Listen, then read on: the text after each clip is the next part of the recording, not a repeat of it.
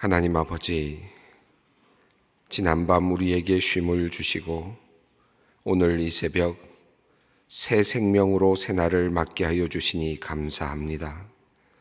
이른 아침 주님의 이름을 부르며 이 하루를 시작하는 우리 모두에게 하나님의 은혜를 부어주시고 주님 한 분만으로 참된 만족과 기쁨을 누리는 복된 하루가 될 수 있도록 인도하여 주시옵소서.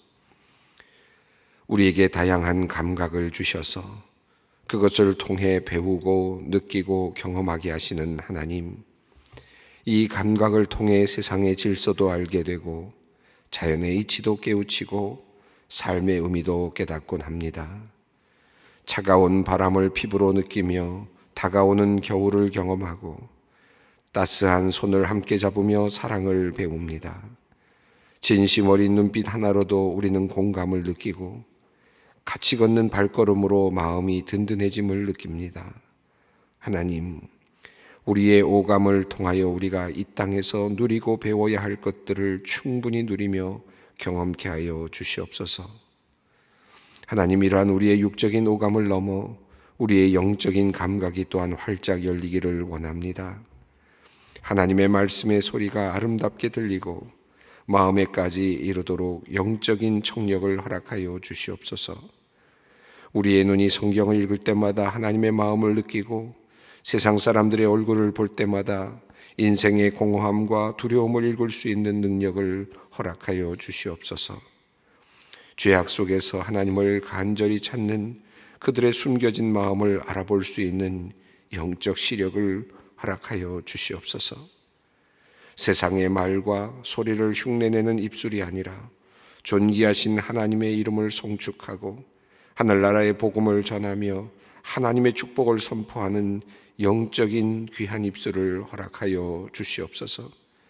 그리하여 살아서 역사하시는 하나님을 날마다 깊이 만나고 하나님께서 주시는 힘으로 이 땅에서 살아가게 하여 주시옵소서. 내가 거룩하니 너희도 거룩하라 말씀하신 아버지 하나님, 우리가 온전하신 주님의 모습을 담기 원합니다. 우리가 서 있는 모든 자리에서, 우리가 처한 모든 상황에서 거룩하신 주님의 자녀답게 살게 하여 주시옵소서. 그러나 주님, 우리는 우리 스스로를 거룩하게 할 수도 거룩함을 유지할 수도 없는 연약한 존재입니다. 그러므로 우리는 믿음의 주여 온전케 하시는 주님을 바라볼 수밖에 없습니다. 오직 주님께 의지하여 주님의 거룩함을 덧입고자 하는 주님의 거룩한 백성들에게 한없는 은혜를 베풀어 주시기를 간절히 원합니다.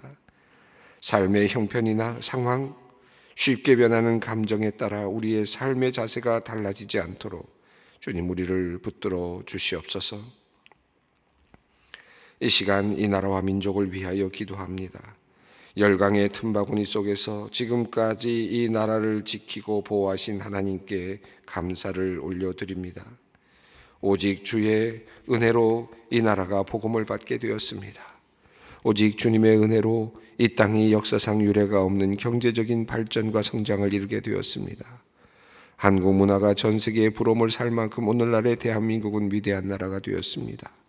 모든 것이 주님의 인도하심과 역사하심의 결과입니다. 하나님, 이 땅의 백성들이 이러한 하나님의 복을 기쁨으로 누리며 감사함으로 하나님을 알고 살아가게 하여 주시기를 간절히 기도합니다. 아버지 하나님, 이를 위해 우리 믿는 자들에게 맡겨진 사명이 있음을 깨닫습니다. 주님, 우리가 더 깊이 생각하게 하시고 더 노력하게 하여 주시며 더 많이 기도하며 행동하며 살아가게 하여 주시옵소서. 특별히 이 땅, 이 나라의 방방곡곡에 십자가의 복음이 증거되기를 기도합니다. 그러하기 위하여 이 땅의 교회들을 바르게 세워주시기를 또한 간구합니다. 하나님께서 기뻐하시고 이 땅의 소망을 전하는 거룩한 교회들이 되어 다시금 빛과 소금의 사명을 다하는 교회들 되게 하여 주시옵소서. 아버지 하나님, 우리 안에 회개의 영을 부어 주시옵소서. 지난날의 잘못을 반성하고 회개하며 삶을 돌이키는 변화가 있게 하여 주시옵소서. 그리하여 우리 주님께서 기뻐하시는 교회들로 바르게 세워지게 하여 주시옵소서. 아버지 하나님, 무엇보다 소망교회 가운데 주님의 생명이 가득하기를 기도합니다. 하늘 보좌로부터 흘러나오는 생수로 소망교회와 모든 성도들의 삶을 덮어 주시옵소서. 그리하여 첫사랑의 기쁨, 생명을 얻는 감격으로 가득한 예배당이 되게 하시고 세상을 향하여 깊이 다가가는 은혜로운 교회가 되게 하여 주시옵소서. 죽어가는 영혼들이 소망교회를 통해 예수님을 만나게 되기를 간절히 간구합니다. 무엇보다 세계 열방에 복음의 씨앗을 뿌리고 아름다운 열매들을 거두어 나가는 참되고 복된 교회가 되도록 우리 교회를 사용하여 주시옵소서. 주님, 이 시간 몸과 마음이 아픈 성도님들을 위하여 기도합니다. 지치고 상한 그들의 몸과 마음을 주님께서 고쳐 주시옵소서. 치료의 광선을 발하여 주시옵소서. 그들의 아프고 연약한 부분이 말끔히 치유되어 일상의 자리로 돌아가 더욱 힘차게 살아갈 수 있도록 주님께서 은혜를 베풀어 주시기를 원합니다.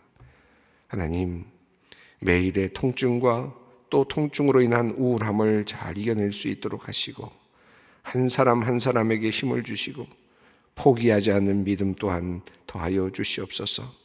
끝까지 승리하는 주님의 백성들 되게 하여 주시옵소서. 아픈 가족을 바라보며 함께 힘들어하는 가족들이 있습니다. 그들의 눈물과 기도, 돌봄의 손길을 기억하여 주시옵소서. 이 시간들을 잘 함께 견딜 수 있도록 주님께서 힘이 되어 주시기를 간절히 간구합니다. 주님, 이제 하나님의 말씀 앞으로 나아갑니다. 말씀하시는 주님의 음성 듣게 하여 주시고 말씀을 통해 주시는 도전 앞에 순종하며 응답하며 하나님의 뜻을 드러내도록 이끌어 주시옵소서. 이 하루를 주님께 맡깁니다. 우리 주 예수 그리스도의 이름으로 기도 올리옵나이다.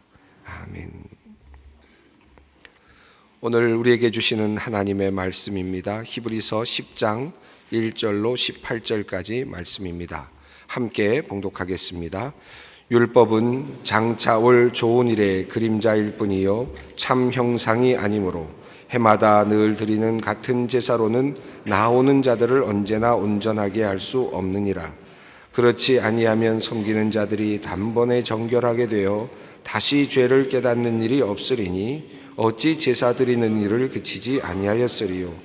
그러나 이 제사들에는 해마다 죄를 기억하게 하는 것이 있나니 이는 황소와 염소의 피가 능히 죄를 없이 하지 못함이라. 그러므로 주께서 세상에 임하실 때에 이르시되 하나님이 제사와 예물을 원하지 아니하시고 오직 나를 위하여 한 몸을 예비하셨도다. 번제와 속죄제는 기뻐하지 아니하시나니 이에 내가 말하기를 하나님이여 보시옵소서.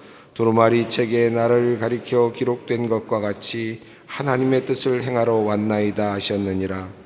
위에서 말씀하시기를 주께서는 제사와 예물과 번제와 속죄제를 원치도 아니하시고 기뻐하지도 아니하신다 하셨고 이는 다 율법을 따라 드리는 것이라. 그 후에 말씀하시기를 보시옵소서. 내가 하나님의 뜻을 행하러 왔나이다 하셨으니 그 첫째 것을 폐하심인 둘째 것을 세우려 하심이라. 이 뜻을 따라 예수 그리스도의 몸을 단번에 들이심으로 말미암아 우리가 거룩함을 얻었노라. 제사장마다 매일 서서 섬기며 자주 같은 제사를 드리되 이 제사는 언제나 죄를 없게 하지 못하거니와 오직 그리스도는 죄를 위하여 영원한 제사를 드리시고 하나님의 우편에 앉으사 그 후에 자기 원수들을 자기 발등상이 되게 하실 때까지 기다리시나니 그가 거룩하게 된 자들을 한 번의 제사로 영원히 온전하게 하셨느니라. 또한 성령이 우리에게 증언하시되 주께서 이르시되 그날 후로는 그들과 맺을 언약이 이것이라 하시고 내 법을 그들의 마음에 두고 그들의 생각에 기록하리라 하신 후에 또 그들의 죄와 그들의 불법을 내가 다시 기억하지 아니하리라 하셨으니 이것들을 사하셨은즉 다시 죄를 위하여 제사 드릴 것이 없느니라. 아멘. 며칠 동안 히브리서를 보지 않고 우리 시편을 함께 읽으면서 기도를 하였습니다. 오랜만에 또 히브리서로 돌아오게 되었는데 히브리서를 한번 앞부분을 다시 한번 기억해 보도록 하겠습니다. 히브리서 1장에서 마지막 날 하나님께서 아들을 통하여 말씀하셨다라고 말씀을 하시면서 히브리서가 시작이 되었습니다. 그리고 아들이 누구신가에 대해서 여러 가지로 1장 앞부분에서 이야기를 했습니다. 만유의 상속자, 세계를 지으시고 영광의 광채시고 그리고 본체의 형상이시고 만물을 붙들고 계시고 죄를 정결케 하시고 크신 이의 우편에 앉아 계시는 분이시다.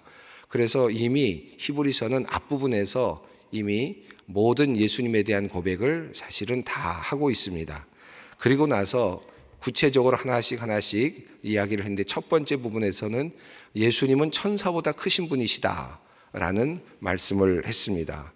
예수님은 천사보다 크신 분이시다라는 말씀을 하는 과정에서 사실은 인간도 천사보다 높다. 그런데 사실 지금 잠시 동안은 천사보다 못하게 하셨다. 그래서 예수님께서 성육하셔서 인간을 대표해서 천사들보다 위로 끌어올리시는 구원의 창시자가 되셨다 하는 이야기를 하셨죠. 그 부분에서 성육신에 대한 예수님의 이야기가 잠시 나왔습니다. 우선 예수님은 천사보다 뛰어나시다 하는 이야기를 앞부분에서 했습니다. 그리고 이어서 예수님은 모세보다도 여호수아보다도 뛰어나시다라는 이야기를 했습니다. 모세보다 뛰어난 이야기를 하면서 성경 말씀은 모세는 종에 불과하고 예수님은 아들이시다라고 하는 것을 비교했죠. 그리고 여호수아보다 높으시다 하는 말씀은 잠시 지나가면서 참 안식을 주지 못했다. 여호수아는 가나안 땅으로 끌고 들어가고는 했지만 가나안 땅으로 인도했지만 실제적인 안식을 그가 주지는 못했다. 그리고 예수님은 참 안식을 주시는 분이시다 하는 내용을 말씀했습니다.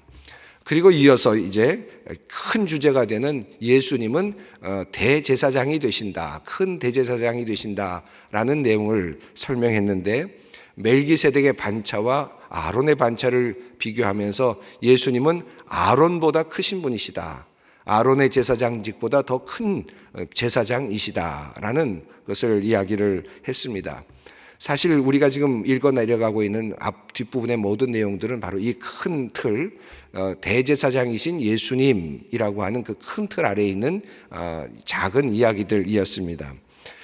멜기세덱의 반차를 타고 오시는 대제사장으로서 예수님이 왜 그렇게 가능한가 하는 내용을 히브리서 기자가 여러 가지로 이야기를 했죠.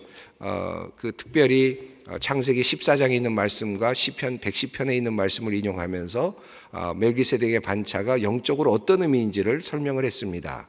그리고 나서 성경 말씀은 이제 첫 언약과 나중의 언약, 이 두 가지, 새 언약, 이 두 가지를 비교했습니다. 첫 언약 부분에서 구약 시대에 사용됐던 많은 종교적인 그런 여러 가지들을 다 하나씩 끌고 왔습니다. 첫 번째 제사장에 대한 임무도 가져왔고, 그리고 성막도 가져왔고, 그리고 성막에 들어있는 기구들도 가져왔습니다. 그리고 제사라고 하는 것도 가져왔고, 또 율법이라고 하는 것도 가져왔습니다. 이 모든 것들을 하나씩 짚어가면서 이 모든 것들이 다 첫 언약에 해당된다라고 하는 것을 가르쳤죠. 그리고 이것은 사실은 하늘에 있는 온전한 언약, 그리고 하늘에 있는 하나님의 진정한 대제사장직과는 구별되는 것이다 라는 내용을 이야기했습니다.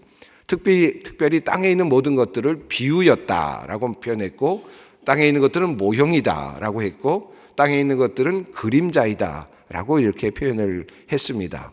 자, 이런 내용들을 지금 쭉 이야기하면서 첫 언약이 아니라 이제는 새 언약으로 바뀌게 되었다라는 내용을 말씀했습니다. 여기까지가 지금까지 흐름을 히브리서 1장부터 9장까지 흐름을 정리하는 내용이라고 할 수 있겠습니다. 이제 히브리서 10장으로 넘어가는데 이 10장은 이와 같은 이야기의 논점 아래서 이제 결론과 같은 내용을 이제 한 번에 방점을 찍는 매우 중요한 부분입니다. 히브리서 10장은 매우 중요한 부분이라고 할 수 있습니다. 히브리서 10장 1절을 읽어보겠습니다. 율법은 장차 올 좋은 일의 그림자일 뿐이요 참 형상이 아니므로 해마다 늘 드리는 같은 제사로는 나오는 자들을 언제나 온전하게 할 수 없느니라. 이 말씀은 이제 그냥 툭 튀어나온 말씀이 아니라 사실은 앞에 나왔던 많은 이야기들의 결론으로 이제 정리를 하는 것입니다. 지금까지 율법, 제사, 성막, 그리고 아론의 대제사장직, 이와 같은 모든 것들을 다 이야기했는데 이것들은 다 그림자이고 모형이다 라고 하는 이야기를 했잖아요. 이것에 대한 이제 마지막 결론으로서 율법과 제사를 이야기하는 것입니다. 사실 율법과 제사는 이스라엘 백성들에게는 매우 중요한 종교적인 중요한 주제들이죠. 구약 성경을 하나로 요약하라면 율법과 제사라고 할 수 있는데 이 모든 것들을 이제 결론적으로 사실은 이거 다 그림자에 불과하다 하는 내용을 결론적으로 이제 짚고 있는 부분입니다.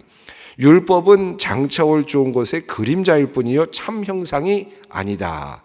앞에 나왔던 내용의 이제 마지막 결과입니다. 결론입니다. 또 같은 제사, 앞에 나왔던 제사, 아론을 통해서 일어나는 많은 제사들, 이런 것들은 언제나 인간을 온전하게 할 수 없다라는 것입니다. 자, 왜 이런가 하는 것을 이제 다시 논리적으로 히브리서 10장이 설명하고 있는데, 왜 그런가, 왜 이것이 온전하지 않은가, 왜 이것이 그림자인가 하는 것을 다시 논증하는데 2절 말씀을 읽어보겠습니다. 그렇지 아니하면 섬기는 자들이 단번에 정결하게 되어 다시 죄를 깨닫는 일이 없으리니 어찌 제사 드리는 일을 그치지 아니하였으리요. 만약에 제사가 온전하다면, 그리고 율법이 온전하다면, 율법을 따라 드리는 제사가 온전하다면 그것은 단번에 정결하게 되어서 다시는 드리지 않았어야 된다. 제사를 매년 드렸다는 그 자체가 이미 앞에 드렸던 것이 온전하지 않다는 것을 증거하는 것이다. 이런 이제 논증입니다. 그래서 어찌 제사 드리는 일이 그치지 않았겠는가? 제사가 한 번 드려서 온전하다면 한 번으로 끝났어야 된다. 그런데 매년 드렸다는 것은, 계속해서 드렸다는 것 자체는 이미 그 제사가 온전하지 않다는 증거이다 라는 것입니다. 앞서 나왔던 모든 내용들을 다시 정리하면서 다시 또 논증을 지금 하고 있습니다. 3절, 그러면 왜 우리가 그런 제사를 드렸느냐? 지금까지 구약에서 드렸던 제사는 어떤 의미가 있느냐? 앞서 나왔던 이미 논증을 다시 한번 정리하고 있는데 3절과 4절입니다. 그러나 이 제사들에는 해마다 죄를 기억하게 하는 것이 있나니 이는 황소와 염소의 피가 능히 죄를 없이 하지 못함이라. 제사들이 과거의 구약 성경 시대에 살고 있었던 이스라엘 민족들에게는, 첫 언약을 받았던 사람들에게는 제사를 드리면 우리의 죄가 용서될 것이다 라고 생각을 하고 제사를 드렸는데, 앞서 히브리서가 계속해서 논중해 왔던 흐름을 따라서 생각해 본다면 결론적으로는 제사는 죄를 용서하는 것이 아니고 죄를 없게 하는 것이 아니라 도리어 그 효능은, 그 기능은 어떤 것이냐면 죄를 기억하게 하는 것이다. 우리가 죄 용서를 받아야 될 존재구나, 매년 죄 용서를 받아야 되는 존재구나 하는 사실을 기억하게 하는 기능이 있었지, 실제로 이 제사가, 구약의 제사가 죄를 실제로 없게 하는 것은 아니었다. 그러니까 하나의 그림자였지, 이것은 장차 올 어떤 단번에 드려질 온전한 제사에 대한 그림자였지 그 자체가 죄를 용서하는 기능이 있었던 것은 아니었다 라는 것입니다. 그래서 다시 4절에서 황소와 염소의 피가 죄를 없게 하지 못한다 라고 다시 한번 못을 박습니다. 그리고 5절부터 6절, 7절에 매우 중요한 한 부분을 인용하는데 시편 40편 6절로부터 7절 말씀을 인용합니다. 5절부터 7절 말씀을 읽어보겠습니다. 그러므로 주께서 세상에 임하실 때에 이르시되 하나님이 제사와 예물을 원하지 아니하시고 오직 나를 위하여 한 몸을 예비하셨도다. 번제와 속죄제는 기뻐하지 아니하시나니 이에 내가 말하기를 하나님이여 보시옵소서, 두루마리 책에 나를 가리켜 기록된 것과 같이 하나님의 뜻을 행하러 왔나이다 하셨느니라. 시편 40편 한번 여러분 읽었으면 좋겠습니다. 여러분 성경책을 찾아보시기 바랍니다. 시편 40편 6절부터 8절 말씀입니다. 시편 40편 6절로 8절 말씀, 히브리서는 구약 성경을 매우 중요하게 다루면서 그것을 가지고 읽고 그것을 다시 논증해 가는 그런 형태를 띠고 있는데요. 이번에는 시편 40편 6절로 8절 말씀을 읽고 있습니다. 한번 읽어보겠습니다. 주께서 내 귀를 통하여 내게 들려주시기를 제사와 예물을 기뻐하지 아니하시며 번제와 속죄제를 요구하지 아니하신다 하신지라. 그때에 내가 말하기를 내가 왔나이다. 나를 가리켜 기록한 것이 두루마리 책에 있나이다. 나의 하나님이여 내가 주의 뜻을 행하기를 즐기오니 주의 법이 나의 심중에 있나이다 하였나이다. 이 말씀은 굉장히 중요한 말씀으로 히브리서 기자가 영적으로 이 문제를 이제 해석하고 있습니다. 굉장히 중요한 또 다른 아주 멜기세덱에 대한 이야기만큼이나 굉장히 중요한, 그보다 더 중요한 말씀의 인용이라고 볼 수 있습니다. 여기 이런 내용이 나오죠. 제사와 예물을 기뻐하지 아니하신다. 번제와 속죄제를 요구하지 아니하신다 하신지라 했으니까 이것은 시편 기자가 지금 어떤 문장을 지금 인용하고 있는 문장이죠. 시편 기자 역시 어떤 문장을 지금 인용하고 있습니다. 하나님이 제사와 그리고 속죄제와 번제와 제사를 요구하지 아니하신다 하신지라 했습니다.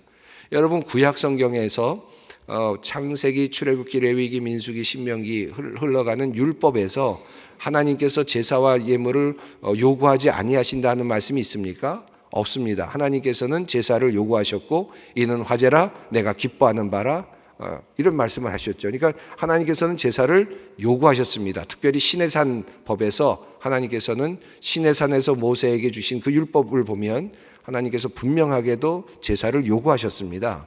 자, 그러니까 제사를 요구하지 아니하신지라, 이 말씀은 어디 있습니까? 이사야서 1장에 있는 말씀이죠. 이사야서 1장 보시면은, 이 말씀은 시간이 없어서 읽지 않겠습니다만 한번 집에 가셔서 읽어보시면 좋겠습니다. 이사야서 1장 말씀 보시면 너희가 나의 앞에 보이로오니 누가 너희에게 그것을 요구하였느냐? 너희는 내 마당만 밟을 뿐이니라 라는 말씀을 하시죠. 그리고 더 나아가서 더 이상 헛된 제물을 가져오지 말라. 1장 13절입니다. 분향은 내가 가증히 여기는 바요 월삭과 안식일과 대회로 모이는 것도 그러하니 성회와 아울러 악을 행하는 것을 내가 견디지 못하겠노라 라고 말씀하십니다. 누가 제사를 요구했느냐? 나 요구하지 않았다 하는 말씀이 사실은 수많은 예언서들 가운데 나타나고 있습니다. 예레미야서 7장에도 같은 말씀이 있고 여러 곳에 이런 말씀들이 있습니다. 누가 제사를 요구했느냐? 이 말씀은 제사를 드리면서도 악행을 행하고 있는 그런 이스라엘 민족을 향한 강한 하나님의 질타의 말씀이었습니다. 그래서 이사야서 1장 16절 이후를 보면 이렇게 말씀하고 있습니다. 너희는 스스로 씻으며 스스로 깨끗하게 하며 내 목전에서 너희 악한 행실을 버리고 행악을 그치고 선행을 배우고 정의를 구하며 학대받는 자를 도와주고 고아를 위하여 신원하며 과부를 위하여 변호하라 하셨느니라. 그러니까 예언서의 말씀을 보면 하나님께서 누가 제사를 요구했느냐? 나는 그걸 요구하지 않았다 라고 하는 말씀이 있거든요. 이 말씀을 지금 시편 40편 시편 기자가 인용한 것입니다. 제사와 예물을 기뻐하지 아니하시며 번제와 속죄제를 요구하지 아니하신다 하신지라. 그러니까 하나님께서 원하시는 진정한 제사는 무엇이라는 말씀입니까? 너희가 올바르게 살아내는 것이다. 것입니다. 과부를 도와주고 사람들을, 어려운 사람, 가난한 사람들을 도와주는 것이야말로 진정한 하나님께 드리는 예배이다 라는 것입니다. 그런데 재미있는 말씀은 시편 40편 7절에 보면 그때에 내가 말하기를 내가 왔나이다. 나를 가리켜 기록한 것이 두루마리 책에 있나이다. 이것은 누구를 영적으로 이야기합니까? 예수 그리스도 한 분을 이야기하는 것입니다. 나의 하나님이여 내가 주의 뜻을 행하기를 즐기오니 주의 법이 나의 심중에 있나이다. 이것은 하나님의 아들이 오실 것을 예언하고 있는 것이고 하나님의 아들이 지금 영적으로 하나님께 기도하는 기도의 장면으로 지금 이 말씀을 지금 적고 있습니다. 내가 왔나이다. 나를 가리켜 기록한 것이 두루마리 책에 있나이다. 그러니까 이 말씀은 우리 인간 아무나 이것을 할 수 있는 것이 아니라는 것입니다. 하나님 뜻에 맞는 삶을 살아낼 수 있는 사람은 예수 그리스도밖에는 없다라는 말씀이 이 말씀 속에 숨겨져 있습니다. 자, 그래서 이 말씀을 지금 인용하고 있는데 똑같이 5절, 6절, 7절에서 히브리서 10장 5절, 6절, 7절에서 이 말씀을 인용하시면서 하나님의 뜻을 행하러 왔나이다 라는 말씀, 내가 하나님의 뜻을 행하러 왔나이다 라는 말씀을 예수님의 말씀으로 이 기도를 다시 재해석하면서 영적으로 해석하면서 이 말씀을 예수님께서 하시면서 이제 하나님께서 원하시는 그 뜻을 예수님께서 행하셨다는 말씀을 이제 이어가고 있습니다. 8절, 9절, 10절을 읽어봅니다. 위에 말씀하시기를 주께서는 제사와 예물과 번제와 속죄제를 원하지도 아니하시고 기뻐하지도 아니하신다 하셨고 이는 다 율법을 따라 드리는 것이라. 그 후에 말씀하시기를 보시옵소서 내가 하나님의 뜻을 행하러 왔나이다 하셨으니 그 첫째 것을 폐하심은 둘째 것을 세우려 하심이라. 이 뜻을 따라 예수 그리스도의 몸을 단번에 들이심으로 말미암아 우리가 거룩함을 얻었노라. 하나님의 뜻을 행하러 왔나이다. 마가복음 14장 36절을 보면 이 잔을 내게서 옮기시옵소서 그러나 나의 뜻대로 마옵시고 아버지의 원대로 하시옵소서. 아버지의 뜻대로 하시옵소서. 나는 아버지의 뜻을 행하러 왔나이다. 우리 주님께서 십자가에 달려 돌아가셨던 바로 그 사건이 하나님의 뜻을 이루는 일이었다는 것입니다. 하나님의 뜻을 행하는 일이었다는 것이죠. 그래서 예수 그리스도께서 몸을 단번에 들이심으로 말미암아 하나님의 뜻을 이루시는 제사를 예수님께서 만들어 내셨다라는 것입니다. 11절, 12절, 13절 읽어보겠습니다. 제사장마다 매일 서서 섬기며 자주 같은 제사를 드리되 이 제사는 언제나 죄를 없게 하지 못하거니와 오직 그리스도는 죄를 위하여 영원한 제사를 드리시고 하나님 우편에 앉으사 그 후에 자기 원수들을 자기 발등상이 되게 하실 때까지 기다리시나니 14절입니다. 그가 거룩하게 된 자들을 한 번의 제사로 영원히 온전하게 하셨느니라. 한 번의 제사, 하나님의 뜻을 온전하게 이루어드리는 단 1회의 제사로 하나님께 영원한 제사를 완성하셨다. 우리 인간들이 사실은 하나님의 뜻을 행하면 좋겠죠. 그런데 사실 우리 인간들은 하나님의 뜻을 온전하게 행할 수 있는 능력이 없습니다. 그런 면에서 예수님께서 그 자리에 계시는 것입니다. 자, 15절, 16절, 17절, 18절을 읽습니다. 또한 성령이 우리에게 증언하시되 주께서 이르시되 그날 후로는 그들과 맺을 언약이 이것이라 하시고 내 법을 그들의 마음에 두고 그들의 생각에 기록하리라 하신 후에 또 그들의 죄와 그들의 불법을 내가 다시 기억하지 아니하리라 하셨으니 이것을 사하셨은즉 다시 죄를 위하여 제사를 드릴 것이 없느니라. 예레미야서 31장 31절로 34절 말씀 앞에 나왔던 말씀을 다시 인용했습니다. 앞서 나올 때에는 사실 이 말씀이 무슨 말씀으로 왔는가, 어떤 의미로 이 말씀이 주어졌는가 약간 모호하게 들렸는데 이제 이 부분에서 다시 예레미야서 31장의 말씀을 인용할 때는 보다 더 명료해지고 있습니다. 이제 예수님께서 단번에 유효한 제사를 드리신 후에 그렇기 때문에 과거의 제사가 아닌 새 제사, 완전한 제사를 드렸기 때문에 과거에 있었던 율법을 따라 드리는 모든 제사는 모두가 다 폐기 처분됐다. 모든 것은 이제 의미가 없어졌다 하는 것이고 그렇게 새롭게 세우신 우리 주님께서 말씀하시는 것이 이제 새로운 언약을 세우겠다라고 말씀을 하시면서 그것은 우리들의 마음에 새겨주시겠다라는 것입니다. 그리고 그들의 죄와 불법을 다시는 기억하지 않겠다. 예수님께서 단번에 유효한 제사를 드리신 후에 이제 우리들의 모든 죄는 이제 하나님 앞에서 그리스도의 보혈로 인해서 기억되지 아니한다라는 말씀입니다. 이런 것들을 사하셨은즉 다시 죄를 위하여 우리가 제사를 드릴 것이 없습니다. 강력한 하나님의 그 주신 은혜에 대한 확신이 드러나고 있습니다. 옛 언약이 아닌 새로운 언약으로 우리 주님께서 우리를 위해서 일하신 내용을 오늘 우리가 함께 살펴보았습니다. 오늘 우리를 사하신 예수님의 그 은혜를 기억하면서 기도의 자리로 함께 나아가기를 원합니다. 주님 가르치신 기도를 드리겠습니다.